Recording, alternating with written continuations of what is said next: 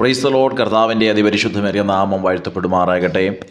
അനുഗ്രഹിക്കപ്പെട്ട നല്ല സമയത്തെ ഓർത്ത് ഞാൻ കർത്താവിന് മാനവും മഹത്വവും പുകഴ്ചയും അർപ്പിക്കുന്നു. ഈ നല്ല സമയം എൻ്റെ പ്രിയപ്പെട്ടവരെ അഭിസംബോധന ചെയ്യാൻ കർത്താവ് ഒരുക്കിയ എല്ലാ നല്ല അവസരങ്ങളെ ഓർത്ത് കർത്താവിന് സ്തോത്രം ചെയ്യുന്നു. പ്രിയപ്പെട്ടവരെ, ഈ ശാപവാക്കുകൾ കേൾക്കുക, ശാപം കേട്ട് അതിനിൽ വ്യസനിക്കുക എന്നൊക്കെ പറയുന്നത് ഇന്നത്തെ ജനങ്ങളെ വല്ലാതെ, അല്ലെങ്കിൽ മനുഷ്യരെ വല്ലാതെ വലയ്ക്കുന്ന ഒരു വലിയ വാക്കാണ് ശാപവാക്കുകൾ.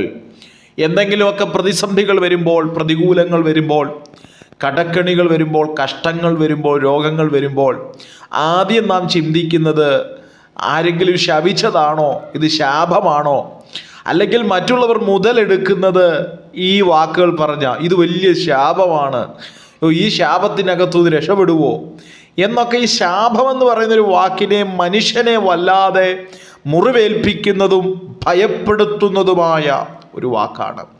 ഇന്നെൻ്റെ പ്രിയപ്പെട്ടവരോട് ഞാൻ ഒരു പ്രവചന ശബ്ദം കൈമാറാൻ ആഗ്രഹിക്കുന്നു. വളരെ ശ്രദ്ധയോടും പ്രാർത്ഥനയോടും കൂടെ ശ്രവിക്കുക. യോശുവയുടെ പുസ്തകം 24-ാം അധ്യായം അതിൻ്റെ 10-ാമത്തെ വേദഭാഗം ഇങ്ങനെയാണ് വായിക്കുന്നത്: എങ്കിലും എനിക്ക് ബിലയാമിൻ്റെ അപേക്ഷ കേൾക്കുവാൻ മനസ്സില്ലായകയാൽ അവൻ നിങ്ങളെ അനുഗ്രഹിച്ചു. ഇങ്ങനെ ഞാൻ നിങ്ങളെ അവൻ്റെ കയ്യിൽ നിന്ന് വിടുവിച്ചു. ദൈവത്തിന് സ്തോത്രം. ശപിക്കുവാൻ കയറി വന്ന ബിലയാമിനെ കൊണ്ട് അനുഗ്രഹിപ്പിക്കുന്നൊരു ദൈവത്തെയാണ് നാം ആരാധിക്കുന്നതെന്ന് പ്രാരംഭ സമയങ്ങളിൽ മനസ്സിലാക്കണം. അതേ, ആ അധ്യായം 24-ാമത്തെ അധ്യായം യോശുവ സകല ജനങ്ങളെയും ഗോത്രങ്ങളെയും വിളിച്ചിരുത്തിയിട്ട് ഷെഖേമിൽ വെച്ചൊരു ഉടമ്പടി ചെയ്യുകയാണ്.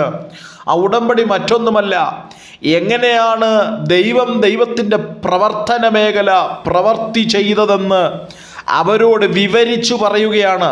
ഏകദേശം അബ്രഹാം മുതൽ ഇങ്ങോട്ട് ദൈവം നടത്തിയ നടത്തിപ്പിനെ കുറിച്ച് വളരെ വ്യക്തതയോടെ പറയുകയാണ്. 24-ന്റെ 2-ാമത്തെ വേദഭാഗം ഇങ്ങനെ പറയുന്നുണ്ട്: ആമിഷ്ടോത്രം അന്യദൈവങ്ങളെ സേവിച്ചു പോരുന്നവരുടെ ഇടയിൽ നിന്ന് അബ്രഹാമിനെ വിളിക്കുകയും അബ്രഹാമിനെ അതിൽ നിന്ന് നദിക്കക്കരയിലേക്ക് കൊണ്ടുപോകുകയും എന്നിട്ട് അവർക്ക് ഞാൻ ആമിഷ്ടോത്രം ഇസഹാക്കിനെ കൊടുത്തു, ഇസഹാക്കിനെ യാക്കോബിനെയും ഏശാവിനെയും കൊടുത്തു എന്നൊക്കെ വിവരിച്ചു പറയുന്നു. യാക്കോബ് മിസ്രൈമിലേക്ക് പോയെന്നും മിസ്രൈമിൽ അടിമത്തത്തിൽ കിടന്നെന്നും അടിമത്തത്തിൽ നിന്ന് മോശയെയും അഹരോനെയും അയക്കുകയും അവിടെ നിന്ന് അടിമത്തത്തിൽ നിന്ന് പുറത്തു കൊണ്ടുവരികയും ചെയ്യുന്നു. അവിടെ അവരെ പീഡിപ്പിച്ച ഫറവോനെ ചെങ്കടലിൽ തകർന്നു കളയുകയും ചെങ്കടലിൽ വഴിയൊരുക്കുകയും ചെയ്യുന്ന ദൈവത്തിൻ്റെ അസാധാരണ വഴികളെക്കുറിച്ച് യോശുവ വിവരിച്ചു പറയുകയാണ്. എന്നിട്ട് 24-ാം അധ്യായം 9-ാമത്തെ വാക്യത്തിൽ അവിടെ പ്രാധാന്യമർഹിച്ചു പറയുന്നൊരു പദമുണ്ട്: അനന്തരം സിപ്പോരിൻ്റെ മകൻ മോവാബ്യ രാജാവ് ബാലാക്ക് പുറപ്പെട്ട് ഇസ്രായേലിനോട് യുദ്ധം ചെയ്തു. നിങ്ങളെ ശപിക്കുവാൻ ബയോരിൻ്റെ മകനായ ബിലയാമിനെ വിളിപ്പിച്ചു. അതേ പ്രിയപ്പെട്ടവരെ, ഇന്ന് ഈ സന്ദേശം പറഞ്ഞുകൊണ്ട് നിൽക്കുമ്പോൾ പലരും നിങ്ങൾക്കെതിരെ വെല്ലുവിളികൾ ഉയർത്തിയേക്കാം. പലരും നിങ്ങളുടെ തലമുറകൾക്കെതിരെ വെല്ലുവിളികൾ ഉയർത്തിയേക്കാം.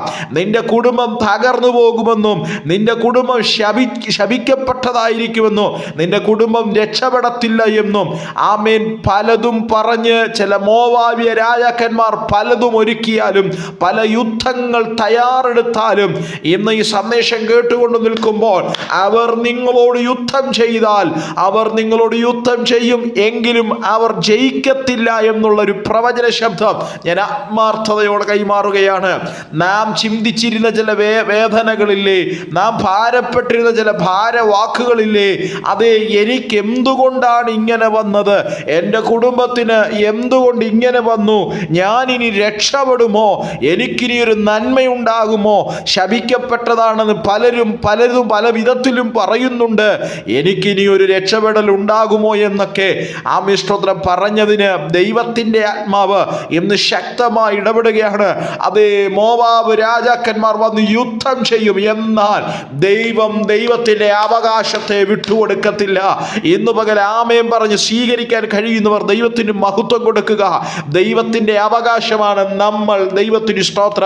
ദൈവത്തിൻ്റെ അവകാശത്തെ വിട്ടുകൊടുക്കാതെ ആരൊക്കെ യുദ്ധം യുദ്ധത്തിന് വന്നാലും ആരൊക്കെ വെല്ലുവിളികൾ ഉയർത്തിയാലും സ്തോത്രം അതിൻ്റെ നടുവിൽ വിട്ടുകൊടുക്കാതെ കരം തരുന്നൊരു ദൈവത്തിൻ്റെ കരമുണ്ടെന്ന് ഇന്നു പകൽ മനസ്സിലാക്കുവാനിടയായി തീരണം. കർത്താവിന് സ്തോത്രം ചെയ്യുന്നു.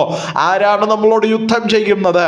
അവരോട് മിണ്ടാതിരുന്നാൽ മതിയെന്നേ, അവരോട് നാം ആ യുദ്ധത്തിന് പോകണ്ടെന്നേ, ദൈവം നമുക്ക് വേണ്ടി ഇറങ്ങി നിൽക്കുമെന്നേ, ദൈവത്തിൻ്റെ പ്രവൃത്തി അയക്കുമെന്നേ വിശ്വസിക്കുന്നവർ എന്നോട് ചേർന്ന് കർത്താവിന് മഹത്വം കൊടുക്കാൻ തുടങ്ങുക. ചില ശാപങ്ങളെ അനുഗ്രഹമാക്കി മാറ്റുന്ന ചില ശാപവാക്കുകൾ നിന്റെ കുടുംബത്തിലുണ്ടെന്നോ നീ ഇന്നതുപോലെ ആണെന്നും പറഞ്ഞ ചില ശാപങ്ങളെ സ്തോത്രം അതിൻ്റെ കുടുംബത്തിനകത്തില്ല എന്നും ക്രൂശിക്കപ്പെട്ട് അനന്തരം ഉയർത്തെഴുന്നേറ്റ് ക്രിസ്തു മുഖാന്തര സകല ശാപങ്ങളെയും നീക്കിക്കളഞ്ഞ് ശാപമില്ലാത്ത സ്തോത്രം ഒരു ലോകത്താണ് ഞാൻ ജീവിക്കുന്നതെന്ന് ഉറച്ച വിശ്വാസത്തോടെ ഇന്നു പകൽ നാം മുൻപോട്ട് പോകുവാനിടയായി തീരണം. നമ്മുടെ ഭയം എന്താ പ്രിയപ്പെട്ടവരെ? ആരൊക്കെയോ നമ്മുടെ കർണപടത്തിൽ പറഞ്ഞ വാക്കുകളുണ്ട്. എന്താ? നീ നന്നാകത്തില്ല, നിന്റെ കുടുംബത്തിൽ ശാപം വീണു എന്നൊക്കെയല്ലേ പറഞ്ഞേ? ഇന്ന് പകൽ വചനാടിസ്ഥാനത്തിൽ കൃത്യമായി പറയാം, സകല ശാപത്തെയും വഹിച്ച ഒരു അപ്പൻ നമുക്ക് വേണ്ടി സ്വർഗത്തിൽ പക്ഷപാതം ചെയ്യുന്നുണ്ട്. ആമേൻ പറഞ്ഞ് വചനത്തെ സ്വീകരിച്ചോ? നമ്മുടെ ഹൃദയത്തിനകത്ത് കിടക്കുന്ന ആ ഭയമുണ്ടല്ലോ, ഹൃദയത്തിനകത്ത് വീഴ്ത്തിയ ഭയത്തെ ഉണ്ടല്ലോ, യേശുവിൻ നാമം പറഞ്ഞത് വഴിമാറ്റി വിടുവാൻ, അതിനെ ശാസിച്ചു കളഞ്ഞിട്ട് ഒരു ശാപവും എൻ്റെ കുടുംബത്തിനകത്ത് വരത്തില്ലെന്നേ. ആരോ പറഞ്ഞു ശപിക്കപ്പെട്ട കുടുംബമാണെന്ന്. അതാ നിന്റെ കുടുംബത്തിന്, നിന്റെ തലമുറയ്ക്ക് അങ്ങനെ പറ്റിയെന്നൊക്കെ ആരൊക്കെയോ പറഞ്ഞ് ഭയപ്പെടുത്തിയതിനെ ഇന്ന് പകൽ ഈ ശബ്ദം കേട്ടുകൊണ്ടിരിക്കുമ്പോൾ നിങ്ങളുടെ ഹൃദയത്തിൽ അസാധാരണമായൊരു ധൈര്യം പകർന്ന്, അസാധാരണമായ ദൈവത്തിൻ്റെ പ്രവൃത്തി ചലിപ്പിച്ച്, ശാപമൊന്നുമില്ല, ദൈവം എനിക്ക് വേണ്ടി അത്ഭുതങ്ങളെ ചെയ്യുമെന്ന് വിശ്വസിച്ച് ആമേൻ പറയാൻ തയ്യാറാകുക. ദൈവത്തിന് സ്തോത്രം ചെയ്യുന്നു. എന്നിട്ടാണ് യോശുവ പറയുകയാണ്, സ്തോത്രം, ആ 10ാമത്തെ വാക്യം വരെ, എങ്കിലും എനിക്ക് ബിലയാമിന്റെ അപേക്ഷ കേൾക്കുവാൻ മനസ്സില്ലായാൽ അവൻ നിങ്ങളെ അനുഗ്രഹിച്ചു. ആ ശപിക്കുവാൻ വന്ന, അല്ലെങ്കിൽ നിങ്ങളെ കൊള്ളത്തില്ലെന്ന് പറഞ്ഞ ശാപവാക്കുകൾ പറഞ്ഞ് നീ മുടിഞ്ഞു പോകുമെന്ന് പറയുവാൻ വന്നവനെ കൊണ്ട് തന്നെ അനുഗ്രഹത്തിൻ്റെ വാക്കുകൾ പറയിപ്പിക്കുന്ന ഒരു ദൈവത്തിൻ്റെ കരം ചലിക്കുന്നു. അങ്ങയുടെ കുടുംബത്തെ നോക്കി ഇത് തകർന്നു പോകുന്നത് കാണണമെന്ന് പറഞ്ഞ ചിലരില്ലേ, അവരെ കൊണ്ട് ഈ ദിവസങ്ങളിൽ വരും മണിക്കൂറുകളിൽ ദൈവം മാറ്റി പറയിപ്പിക്കാൻ പോകുക. എങ്ങനെയാ? ദൈവത്തെ സേവിക്കുന്നവരും സേവിക്കാത്തവരും തമ്മിലുള്ള വ്യത്യാസം വെളിപ്പെടുത്തി, അത് അങ്ങയുടെ കുടുംബത്തിൽ, അങ്ങയുടെ തലമുറയിൽ അത് വെളിപ്പെടുത്തി ശപിക്കാൻ വന്നവനെ കൊണ്ട് തന്നെ അനുഗ്രഹത്തിൻ്റെ വാക്കുകൾ പറയിപ്പിക്കുവാൻ ദൈവസന്നദ്ധനായ ദൈവമാണ്. ഇനിയും ആ ഭയത്തിനകത്തിരിക്കല്ലേ. നാം ശപിക്കപ്പെട്ടവരല്ല, നാം അനുഗ്രഹിക്കപ്പെട്ടവരാണ്. അടുത്ത പദം പറയുകയാണ്, അവൻ നിങ്ങളെ അനുഗ്രഹിക്കും എന്നിട്ട് ഇങ്ങനെ ഞാൻ നിങ്ങളെ അവന്റെ കയ്യിൽ നിന്ന് വിടുവിക്കും. ആര് ശപിക്കാൻ വന്നോ, ആര് ശാപവാക്ക് പറഞ്ഞോ, അതേ നാവുകൊണ്ട് തന്നെ മാറ്റി പറയിക്കുന്ന സുദിനം വെളിപ്പെടാൻ പോകുന്നു. എന്നിട്ട് യോശുവ അവരോട് ചലഞ്ച് ചെയ്ത് പറയുകയാണ്, നിങ്ങളെ വഴി നടത്തുന്നൊരു ദൈവമുണ്ടോ എന്ന് നിങ്ങൾ നോക്ക്. 24 വാക്യത്തിൽ യോശുവ പറയാ, അങ്ങനെ നിങ്ങളെ രക്ഷപ്പെടുത്തുന്ന, സൗഖ്യമാക്കുന്ന കൂടെ ഇരിക്കുന്ന ഒരു ദൈവമില്ലെങ്കിൽ നിങ്ങൾ മാറിക്കോ, പക്ഷെ ഞാനും എൻ്റെ കുടുംബവുമോ ഞങ്ങൾ യഹോവയെ സേവിക്കും. ഇന്നു പകൽ എന്നോട് ചേർന്ന് എത്ര പേർക്ക് പറയാൻ കഴിയും, എൻ്റെ കുടുംബത്തിൽ വന്ന കഷ്ടതയ്ക്ക് പിന്നിൽ ദൈവത്തിനൊരു ഉദ്ദേശമുണ്ട്. എൻ്റെ തലമുറയ്ക്ക് വന്ന കഷ്ടതയ്ക്ക് പിന്നിൽ എൻ്റെ ദൈവത്തിനൊരു ഉദ്ദേശമുണ്ടെന്നേ. എൻ്റെ ജോലി സാഹചര്യത്തിൽ വന്ന പ്രതിസന്ധികൾക്ക് എൻ്റെ ദൈവത്തിനൊരു ഉദ്ദേശമുണ്ടെന്നേ. ഞാൻ അനുഭവിക്കുന്ന പ്രതിസന്ധികൾക്കും രോഗങ്ങൾക്കും ദുഃഖങ്ങൾക്കും എല്ലാത്തിനും പിറകിൽ ദൈവത്തിനൊരു ഉദ്ദേശമുണ്ടെന്ന് പറഞ്ഞ് ആമേൻ പറയാൻ തയ്യാറാകുന്നെങ്കിൽ, എന്നാലും ഞാനും എൻ്റെ കുടുംബവും ഞങ്ങൾ യഹോവയെ സേവിക്കുന്നെന്ന് ഉറച്ച സ്വരത്തോടെ ആത്മാർത്ഥതയോടെ പറയാൻ തയ്യാറാകുന്നെങ്കിൽ, അത്ഭുതങ്ങളെ സൃഷ്ടിക്കുവാൻ, അത്ഭുതങ്ങളെ നിങ്ങളുടെ കുടുംബത്തിനകത്ത് ചെയ്യാൻ ദൈവസന്നദ്ധനാണ്.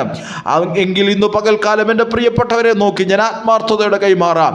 ചില ശാപവാക്കുകൾ ഹൃദയത്തിൽ കൊണ്ടിട്ട് ഭയപ്പെടുത്തി ചില ശാപവാക്കുകളെ മാറ്റിയിട്ട് അനുഗ്രഹത്തിൻ്റെ സമയങ്ങൾ വെളിപ്പെടുത്തുന്ന ദൈവമാണ് നമ്മുടെ ദൈവം.